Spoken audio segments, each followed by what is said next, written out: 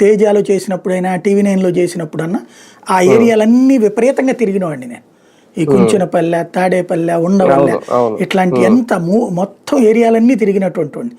ప్రతి అడుగు తిరిగినవాడిని. అక్కడ అసలు ఆ రూటు మీ కనకదుర్గ వారధి దాటితే పచ్చటి పొలాలు అటు ఇటు అటు ఇటు.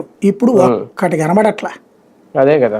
అలాగే ఇటు పక్కన ప్రకాశం బ్యారేజ్ దాటగానే రైట్ సైడ్ అంతా పచ్చని పొలాలు, అమరావతి వెళ్ళేదాకా. ఇటు పక్కన ఈ లోపల అంతా పొలాలే. ఇప్పుడు మొత్తం జనారణ్యం. జనారణ్యం కాదు, ప్రస్తుతానికి కాంక్రీట్ జంగిల్ అయిపోయింది. ఇప్పుడు ఆ మొత్తం ఏరియాలో వీళ్ళు అనుకున్నది ఇప్పుడు 40,000 ఎకరాలు, ఇదే మొత్తం కలిపి 50,000 ఎకరాలు అనుకుందాం.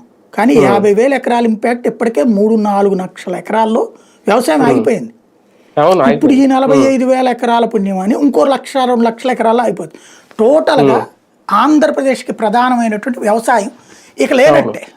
అదే కదా. ఆ పొలాలు, ఆ వ్యవస్థ ఇక అంతా గోదావరి జిల్లాల మీద ఆధారపడాలి. లేదంటే పంటకి డిమాండ్ పెరిగిపోతుంది సార్. అప్పుడు గోదావరి జిల్లాల పంట డిమాండ్, కానీ వాళ్ళు ఏమో ఆక్వాకి పోయారు కాబట్టి వాళ్ళ అదృష్టం, వాళ్ళ దురదృష్టం.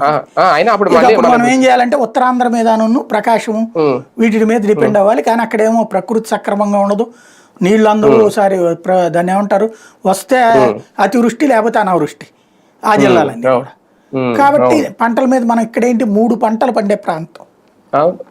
3 పంటలు అప్పట్లో ఆయన శ్రీకృష్ణ కమిటీ కాదు, దాని పేరేంటది మధ్యలో వేసినటువంటి కమిటీ, తమిళనాడు ఆయన వేసాడని చెప్పేసి ఆయన తిట్టిపోసాం కదా మనం. ఆ కమిటీ వచ్చేటప్పటికి చాలా క్లియర్గా చెప్పింది, ఈ ప్రాంతాన్ని ఎంచుకుంటే వ్యవసాయ సంక్షోభం ఏర్పడుతుంది. ఇప్పుడు భవిష్యత్తులో ఆంధ్రప్రదేశ్కి ఇండస్ట్రీస్ రమ్మంటున్నాం. ఏ ఇండస్ట్రీ పెట్టాలా? ఓ పచ్చల పరిశ్రమ కావాలంటే టమోటాలు పండాలా, ఇంకొక రకం పరిశ్రమ అంటే అగ్రి బేస్డ్ ఇండస్ట్రీస్కే అవకాశం ఉంది ఆంధ్ర. ఆ అగ్రి బేస్డ్ ఇండస్ట్రీస్ లేదు. ఇప్పుడు ఏం చేయాలా? మైనింగ్ మీద ఆధారపడి వాటి మీద బతకాలి మనం. లైక్ బీహార్ లాగా తయారవుతాం అనమాట మనం. లేదంటే కేజీ బియ్యం 200-300 కొనుక్కోలేము. అది లేకపోతే పక్క రాష్ట్రాలు కొనుక్కోవడమే. తెలంగాణ వాళ్ళు ఇప్పుడు బాగుపడ్డారు, వాళ్ళు సన్న బియ్యం చేస్తున్నారు కదా, మనం ఇక తెలంగాణ నుంచి కొనుక్కుంటాం భవిష్యత్తులో. ఇదివరకు ఎక్కడి నుంచి అక్కడ పోయాయి.